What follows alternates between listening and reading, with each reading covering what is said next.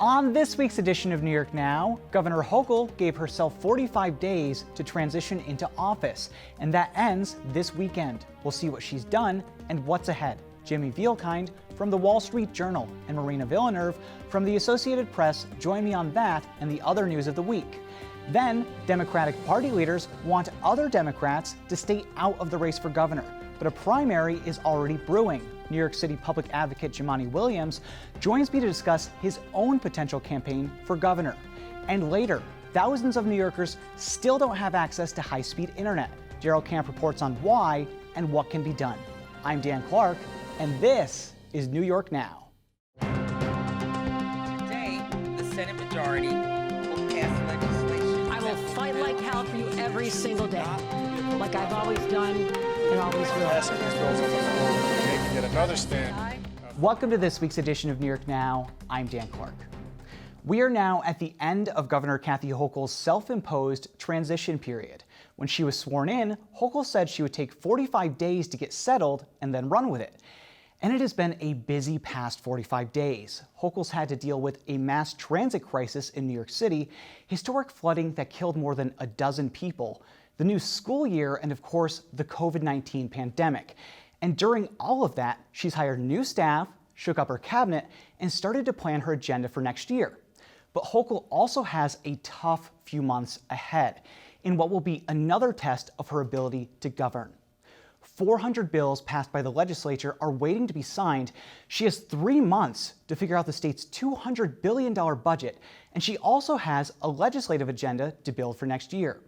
And that could get pretty messy if the race for governor continues to heat up. We've already got a handful of Democrats who might jump in. And while behind the scenes, next year's race is probably on her mind, she's not getting into that publicly just yet. People want to start chatter and conversations and all kinds of distractions early on before we get closer to an election. I will not be distracted because that is not good for the people of New York if I'm out there running down and trying to respond to it. I don't even know what people are saying in that space because that's not relevant to protecting the safety of New Yorkers.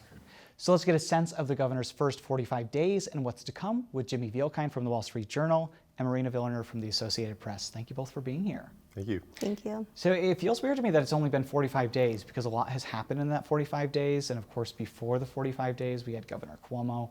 So I guess the past 2 months to me just feels like it's been 3 years. But let's talk about the 45 days of Governor Hochul. Jimmy, what stood out to you about her so far in terms of what she's done, maybe differences between her and her predecessor? Well, I think that she very clearly and concertedly wanted to set a different tone than the last guy. I think that she's talked a lot about, and we've seen demonstrated collaboration with legislators, with local elected officials as she's moved through policy. She has engaged stakeholders before sort of announcing big changes. And I think the most significant things she's done are a mask mandate for schools, which took effect when classrooms opened in early September, as well as holding firm on the previously announced mandate for healthcare workers to be vaccinated against the coronavirus. That is something for which she faced lots of pressure. It's something for which we have seen some disruptions in the healthcare system. But Hochul has held firm, and I believe it's now a policy that she's going to own, and I expect is going to be something that she will see as probably her first big mark as governor. And she's already said that not too many hospitals have reached out to get state assistance in terms of staffing, because she did do an executive order saying students can jump in and help out, and retired physicians and out-of-state, National Guard, things like that. I am surprised there haven't been more, but I guess we'll see. This is only the first wave, as we call it, of this kind of mandate. Marina, what about you? What stood out to you in the first 45 days? Yeah, I think we've definitely seen a concerted push to get out the COVID rent relief and relief for undocumented workers as well. The governor said yesterday that pretty soon, like $800 million of rent relief money will have gone out, and that's out of $2 billion. There's still a lot of big issues with the program itself. I've spoken to a lot of tenants and landlords. who say like one big issue is that it's really hard for some reason for the state to be able to contact landlords to ask them to fill out more info. And the landlords I've spoken to say that seems like something that's pretty easy. So they're really hoping that the administration will be able to do that to get more money out, because right now there's a lot of money that's committed but not going anywhere.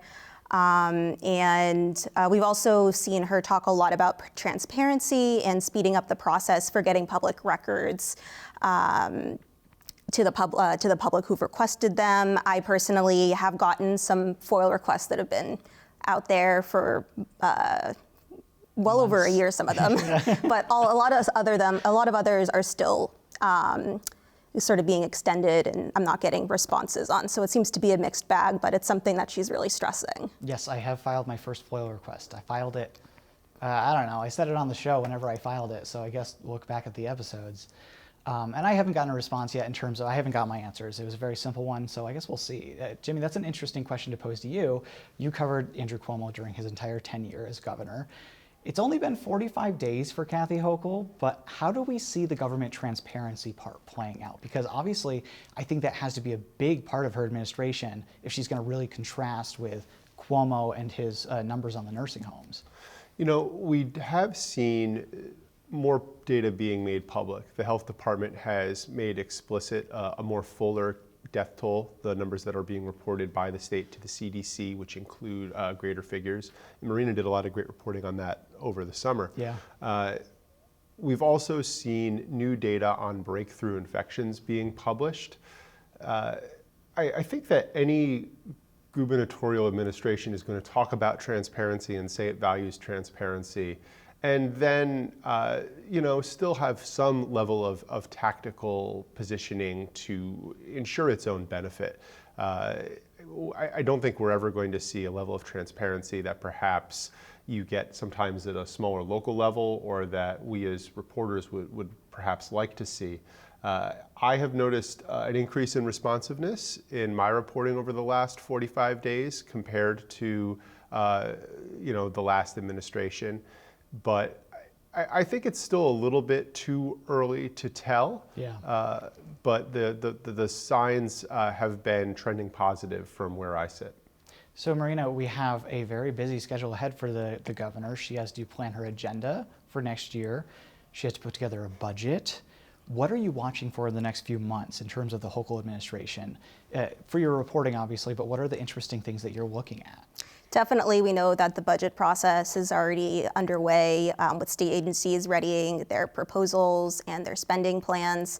I'm definitely looking to see how much more money that New York or the federal government might be sending in COVID relief. We know that the undocumented worker fund, the excluded workers fund that's providing COVID assistance is set to run out of money by the end of October.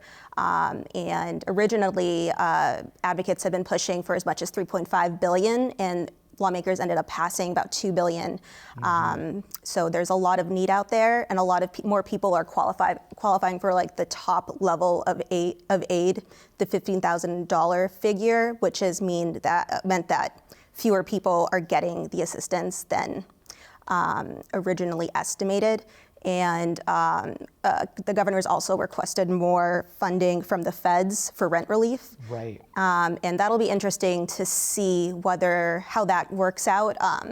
If you look at how much money New York has set aside and spent on rent relief, New York is the top in the nation. But when it comes to how much New York has actually spent, it's still in the top 10. But it's sort of up in the air whether New York is going to get extra money. Right, exactly. I think that she's hoping for the rent relief part that other states haven't spent it, so that maybe we can collect some of their unspent funds, which would be really interesting to me. Jimmy, last question to you. In about a minute, you follow these numbers very closely in terms of the state's finances. Going into the next budget, well, not the budget year, but going into the next calendar year when she puts together her executive budget, what kind of challenges is Kathy Hochul facing? She's in the money. The state is actually swimming in cash. We're flush. Yes, which is a very, very good place to be if you're an official who's up for re-election in 2022. It's always easier to spend money than to have to cut things back. So I'll be watching to see how the governor approaches this budget cycle and approaches this upcoming legislative season for what will her initiatives be. What we've seen thus far is the continuation of some of the last guy's initiatives, changes over time, responses to natural disasters and to the ongoing pandemic.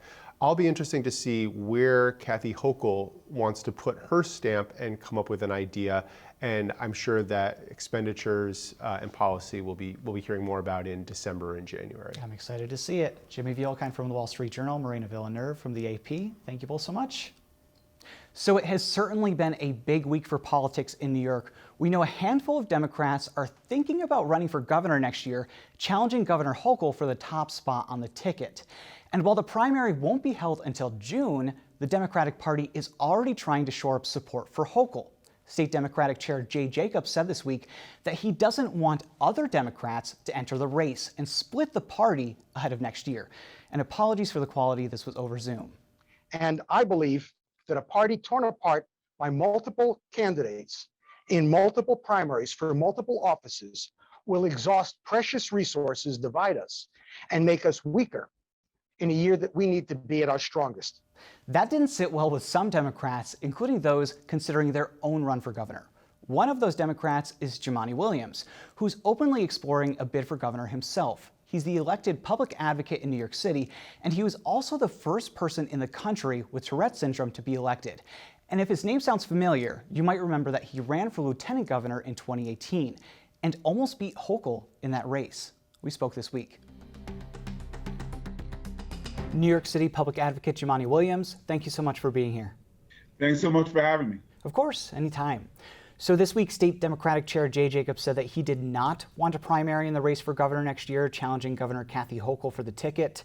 You were considering a run yourself. Tell me what's going through your mind. What's going to be the final decider, whether you run or you don't run? You know, I believe that we've given a pretty good indication by even opening the exploratory committee.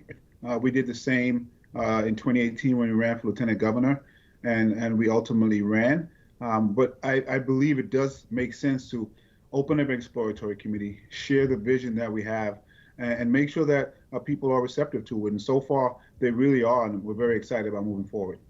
So you've been going to different parts of the state in the past year or so. Governor Kathy Hochul has an advantage in that as lieutenant governor, she really had to travel the whole state for that job. So for people watching the show that just don't know who you are and what you're about, give me an elevator pitch. Why should you be the next governor of New York? You know, really, I believe people understand the dire situation that we're in. And quite frankly, most people will tell you they're not better off than they were just a few years ago. And there's a reason for that. And as we try to recover and renew New York State, we really can't do it with the same infrastructure that was there before that helped us get here, that helped us become the epicenter of the epicenter, that helped us get to all the problems that we are now. And so we can't just start reshuffling again. And a little off the elevator pitch, but one of the things that we said when we jumped in was that just removing someone like Andrew Cuomo doesn't change the infrastructure of Albany.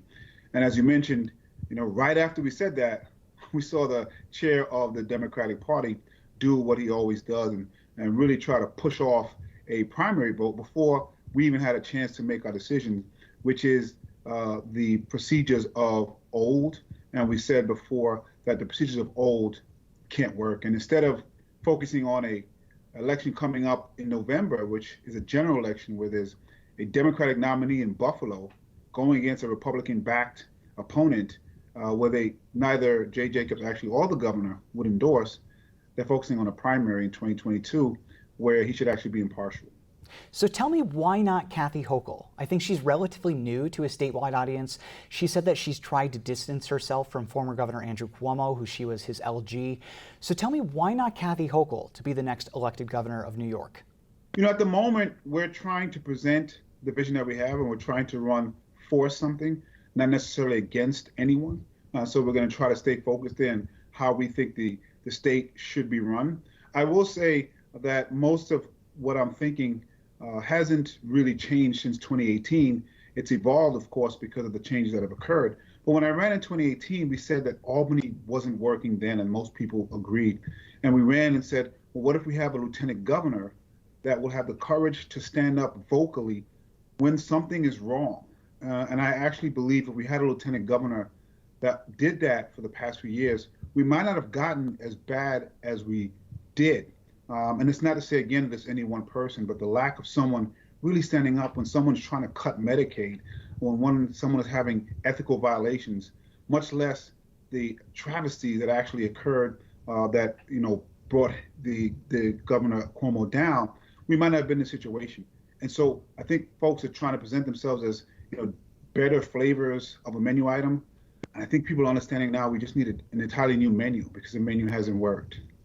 So give me your top 1, 2, 3 issues that you would really want to focus on if you were elected governor. Is it just that government and transparency stuff that you were talking about, or are there other issues that you would really want to focus on coming into office?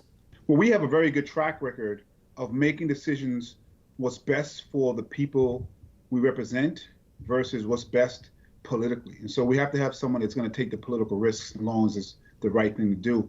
I would say, again, as we're renewing and recovering, we have to make sure we do that not forgetting anyone, and that is from the farmer in the North Country or the Black trans woman from Brooklyn, New York, and we have the ability to do that. But if I had to pick a few, the things we've been working on for so many years, from housing insecurity, whether tenants who can be homeless in just a few weeks, or homeowners, small 1 or 2 family homeowners who are facing foreclosure themselves. Public safety is a huge one. We see gun violence burgeoning in cities across the state and across the country.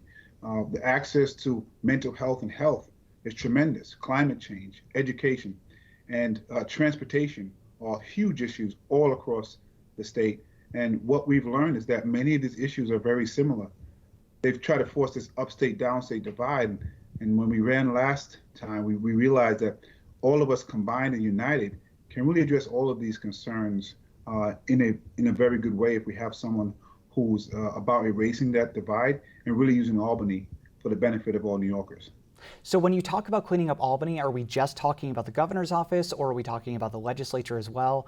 Obviously, we've seen plenty of corruption there. I'm wondering how you feel about that. There are a lot of issues with Albany.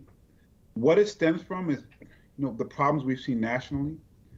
Incumbency protection is usually the main thing that drives decision-making in politics. And we have to elect people that, one, understand that their seat is not more important than the people they represent. And that doesn't mean that you don't want to get reelected. That doesn't mean that you don't want to go to higher offices. Of course you do. But the main goal can't be that. And what we've seen all across politics, including Albany, are decisions being made of how we protect the person that's in the seat already.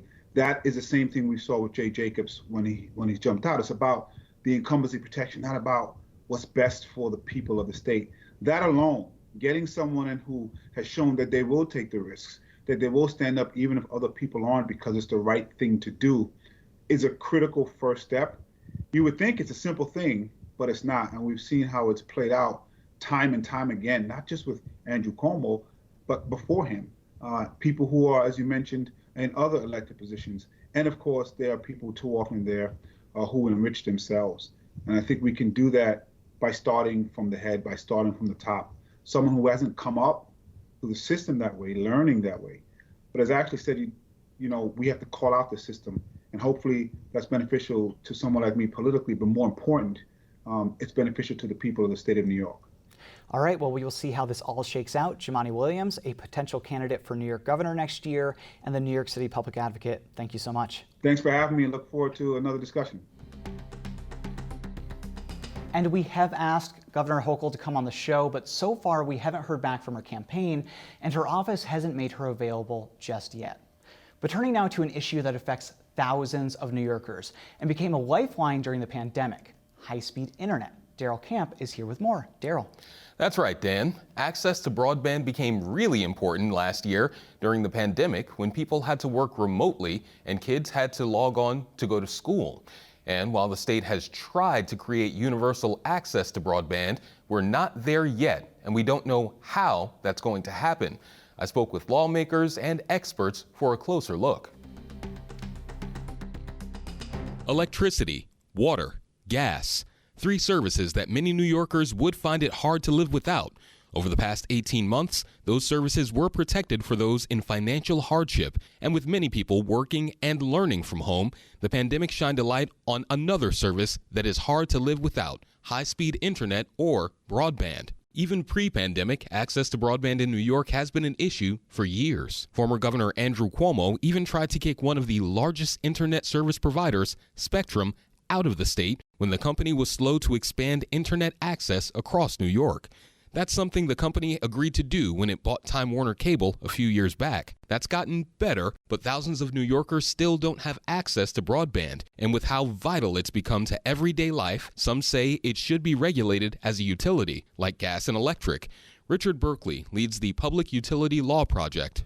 In New York, we need two kinds of availability of broadband. First is actual retail availability, and we call that physical access. The other is affordability, and that's social access, but that also requires, for the fairly large number of households in New York that don't have any kind of broadband, they need to have the devices and they need to have the knowledge. For New York's rural communities, access continues to be an issue because the infrastructure just isn't there, and the cost to build out that infrastructure isn't cheap. Senator Peter Oberacker is from Otsego County. He is the top Republican on the Internet and Technology Committee, and he's seen firsthand how building out broadband can be near impossible for those without access. The 9 counties that I represent in the 51st are very rural, and so the challenge is really the topography, is the distance between homes. Now, here's the interesting part. I don't have it at my house. It's a mile from my house. And to get it there, we were inquiring about it, and it was north of $50,000 to get it to come to my house. The state has claimed that 98% of households in New York have access to broadband, but that number can be misleading. It comes from the FCC, which measures data by census block. And because of how it's collected, that data doesn't reflect access to broadband on a house-by-house level. Assemblyman Angelo Santa Barbara is a Democrat from the Albany area who chairs the State Commission on Rural Resources. Our mapping in New York State is not good. It goes by census block. It's a very old way of identifying who has service and who doesn't. So census blocks are very, very large. As you can imagine, in rural communities, that's very problematic. So anywhere from 240 to 1,200 homes in a census block. And the way the methodology is even if one home out of there, one home is served, they consider that census block to have service. That's obviously not true. And access to broadband can be even worse for older generations. That was the case during the pandemic when a lot of everyday life shifted online. Bill Ferris from AARP says that created a digital gap between seniors and the services they need. There's studies out there in New York that say that 40% of older New Yorkers, 65 and older, don't have access to the internet.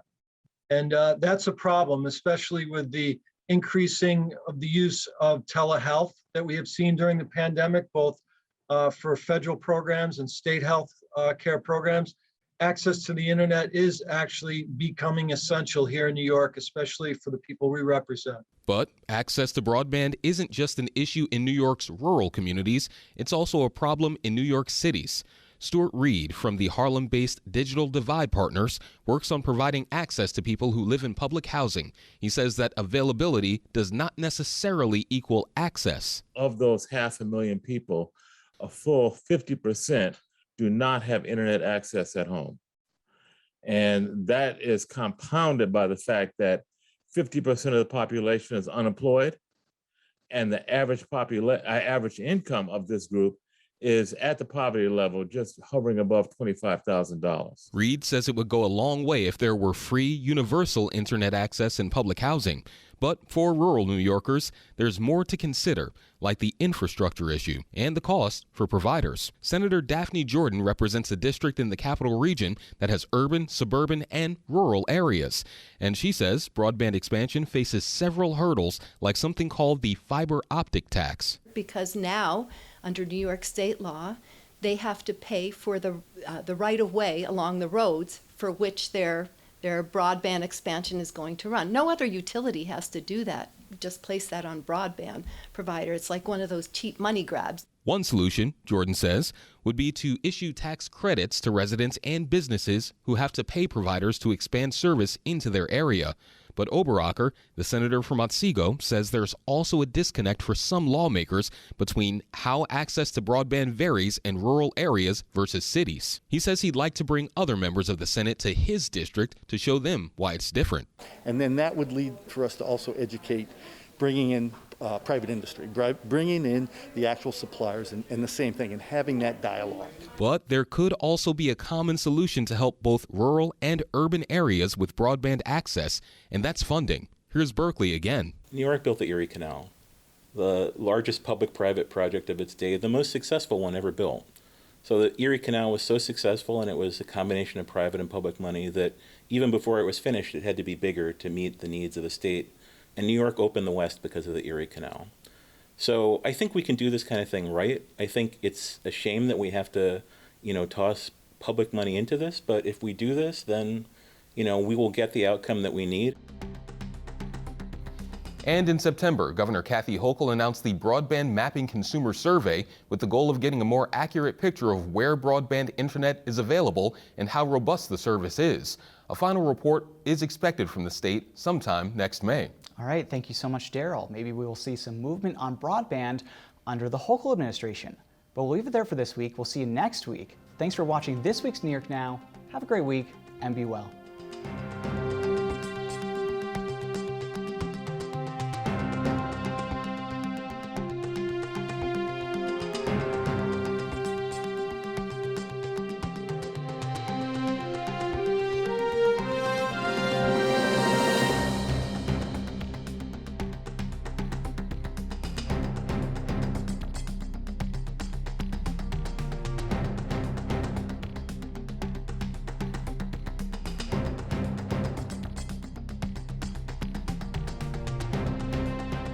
Funding for New York Now is provided by WNET And by the Dominic Ferrioli Foundation.